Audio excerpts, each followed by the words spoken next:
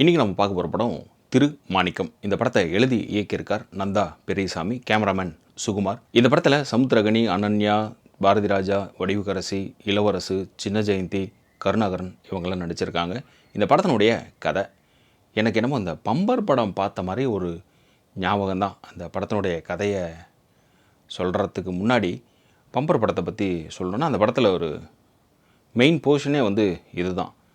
இந்த ஹீரோ வந்து ஒரு குற்றம் பண்ணிவிட்டு இந்த சபரிமலைக்கு போயிருப்பாப்புல. அங்கே போகிறப்ப கேரளாவில் ஒரு லாட்டரி சீட்டு ஒன்று வாங்குவார். இந்த 10 கோடிக்கா ஏதோ ஒன்று லாட்டரி சீட்டு ஒன்று வாங்குவாப்புல. அது அங்கேயே தொலைச்சிருவாப்புல. அந்த சீட்டை அந்த வித்த பாய் கையில் வச்சுருப்பாப்படி. அது ஒரு 10 கோடி ரூபா ப்ரைஸ் ஒன்று விழுந்துடும். கேரளாவிலேருந்து அந்த பாய் வந்து தூத்துக்குடிக்கு வந்து ஹீரோ கையில் கொடுப்பாப்புல. அப்போ என்ன நடக்கும் அப்படின்னா, ஆனால் அந்த பாய் குடும்பத்தில் ஏகப்பட்ட கஷ்டம் இருக்கும். அவங்களாம் சொல்லுவாங்க, வேண்டாம் இது நமக்கான பணம், அங்கே கொடுக்க வேண்டாம் அப்படின்னு.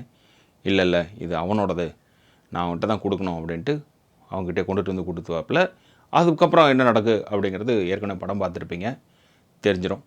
ஸோ திருமாணிக்கம் இந்த படமும் கிட்டத்தட்ட அதே பாணி தான். ஆனால் கதைக்கெல்லாம் வேறு அவுட்லைன் என்னமோ அந்த மாதிரி தான். இந்த படத்தினுடைய கதைன்னு பார்த்தா, ஹீரோ ஒரு லாட்டரி டிக்கெட் விற்கக்கூடியவர். ஒரு மனைவி வந்து சமைச்சு சாப்பாடெல்லாம் விற்றுட்ருக்கிறவங்க. 2 மகள் இருக்காங்க. எப்பயும் போல் ஒரு கடைக்கு போய் கடையை ஓப்பன் பண்ணி எல்லாம் விற்றுட்ருக்கிற நேரத்தில் பாரதி ராஜா வராரு. லாட்டரி டிக்கெட் வேணும்னு கேட்குறாரு. அவர் 3 சீட்டை செலக்ட் பண்ணி கொடுக்க, அவருடைய இடுப்பில் சொருகி வச்சுருந்தா 500 ரூபாய் நோட்டை காணாமல் போகுது. அவர் ஒரு வார்த்தை ஒன்று சொல்லிட்டு போகிறார், தம்பி இதை வச்சுருங்க, நான் ஊருக்கு போயிட்டு நாளைக்கு காசு எடுத்துகிட்டு வந்து வாங்கிக்கிறேன் அப்படின்னு சொல்லுவார். இந்த டிக்கெட் வாங்குறதுக்கு முன்னாடி தான் பையன் வீட்டுக்கு போய் பேச்சுவார்த்தை நடத்தியிருப்பாப்புல. அதுவும் தோல்வியில் தான் முடியும். இதெல்லாம் இருந்தால் உங்கள் பொண்ணை அனுப்பிச்சி விடுங்க, இல்லைன்னா நீங்களும் உங்கள் பொண்ணை வச்சுக்குவாங்க, என் பையனுக்கு வேறு கல்யாணம் பண்ணிடுறேன் அப்படின்னு சொல்லி அனுப்பிச்சிடுவாங்க. இவருடைய மனைவி வடிவரசுக்கும் உடல்நிலை சரியில்லாத சூழலில் தான் இது. இதே வேளையில் வந்து அவருக்கு ஒரு 1.5 கோடி ரூபா பரிசு தொகை அந்த லாட்டரி சீட்டுக்கு விழுந்துடும். இவருடைய கஷ்டம் அப்படிங்கிறது குடும்பத்தில் பெருசாகவே இருக்குது. பாரதி ராஜாவுக்கும் சரி, சமுத்திரகனிக்கும் சரி. இப்போ சமுத்திரகனி ஒன்று சொல்லுவார், மனைவிக்கு ஃபோன் பண்ணி, இந்த மாதிரி இந்த டிக்கெட்டு வாங்க வந்தவருக்கு ஒரு 1.5 கோடி ரூபா விழுந்திருக்கு, நான் போய் அதை கொடுத்துட்டு வந்துடுறேன் அப்படின்னு. மனைவி ஒன்று சொல்லுவாள், நீ என்ன லூஸா, நீ எங்கேயும் போகாத, அங்கேயே இரு, அவன் காசே கொடுக்கல, டிக்கெட்டு வாங்கிட்டு இருக்குன்னா அது உனக்கு தான் நான் சொந்தம்னு. இல்லை அவருக்கு தான் சொந்தம், நான் போகிறேன் அப்படின்னு போயிடுவாப்புல. மனைவி ஃபோன் பண்ணி சொந்தக்காரன் எந்தக்காரன் தம்பி எல்லாத்துக்கும் சொல்லிடுவாப்புல. எல்லோரும் ஒவ்வொரு பக்கத்தில் துரத்த ஆரம்பிப்பாங்க. ஃபோன் காலில் எவ்வளோ பேசி பார்ப்பாங்க, எதுக்குமே மசிய மாட்டாப்புல. நேர்மை நியாயம்தான், மாசில்லா மாணிக்கமாக தான் இருப்பேன் அப்படின்ட்டு முடிவு பண்ணி பாரதிராஜா அவரை தேடி போகிறார். இதே வேளையில் போலீஸும் இவரை சுற்று போடுது.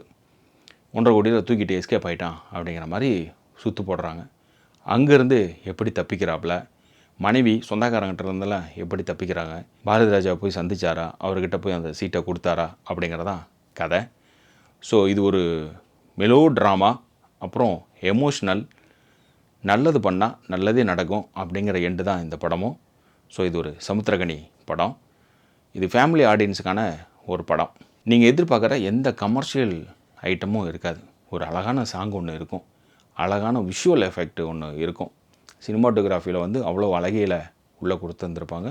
படம் முழுக்க எமோஷ்னல் ஓரியன்டாக மட்டுமே போயிட்டுருக்கோம். அதாவது சமுத்திரகனியோட வாழ்வியலில் வந்து எவ்வளோ பிரச்சனைகள் இருக்குது, அவருக்கு ஒரு ஃப்ளாஷ்பேக் ஒன்று இருக்குது, அது படம் பார்க்குறப்ப தெரியும். அது எவ்வளோ தூரம் அவரை பாதித்தது அப்படிங்கிறதும். இன்னொன்று பாரதி ராஜாவோட வாழ்வியல். அவரும் இக்கட்டான சூழ்நிலைக்குள்ளாரே வாழ்ந்துட்டுருக்கிறார். ஏழைனா இப்படி தான் இருக்க முடியுமா, இப்படி தான் இருக்கணுமா அப்படிங்கிற இதுலேயே வாழ்ந்துட்டுருப்பார். ஸோ 2 பேருக்குமே ஒரு ஸ்பாட் ஒன்று கிடைக்கிது. அதை எப்படி இவங்க பயன்படுத்திக்க போகிறாங்க அப்படிங்கிறது. இதில் கேமராமேன் பற்றி சுகுமார் அவரை சொல்லி ஆகணும். அவ்வளோ அழகாக ப்ரெசன்டபுளாக இருக்கும் ஒவ்வொரு ஃப்ரேமும். அப்புறம் இந்த படத்தில் சுவாரஸ்யமான விஷயத்துக்காக வந்து அந்த போலீஸ் ட்ராக் பண்ணுறது, அவர் மாப்பிள்ளை ட்ராக் பண்ணுறது, வண்டியை வந்து யானை தடுக்கிறது, அப்பா வந்துருங்கன்னு பொண்ணு ஃபோன் பண்ணுறது, சின்ன ஜெயந்தி வந்து இந்த காசை கொடுத்துட்டா இது வந்து பாவ கணக்கிலிருந்து போயிடும் அப்படிங்கிறது. ஸோ ஒவ்வொருத்தோடைய அந்த பண தேவை அப்படின்னு ஒன்று இருக்குது இல்லையா, அது எவ்வளோ தூரம் ஒவ்வொரு மனுஷனோட மனநிலையை மாற்றிக்கிட்டே இருக்குது அப்படிங்கிறத படம் பிடிச்சி காட்டியிருக்கு இந்த படம். ஸோ இது தேட்டரில் போயிட்டுருக்கு. இந்த படத்தை பார்க்க விருப்பம் இருக்கிறவங்க இந்த படத்தை தேட்டரில் போய் பார்க்கலாம். ஸோ நம்ம சேனலை மற்ற படங்களை பற்றியான ரிவ்யூ இருக்குது, அதையும் பாருங்கள். மறக்காமல் சப்ஸ்கிரைப் பண்ணிவிட்டு மற்றவங்களுக்கும் ஷேர் பண்ணுங்கள்.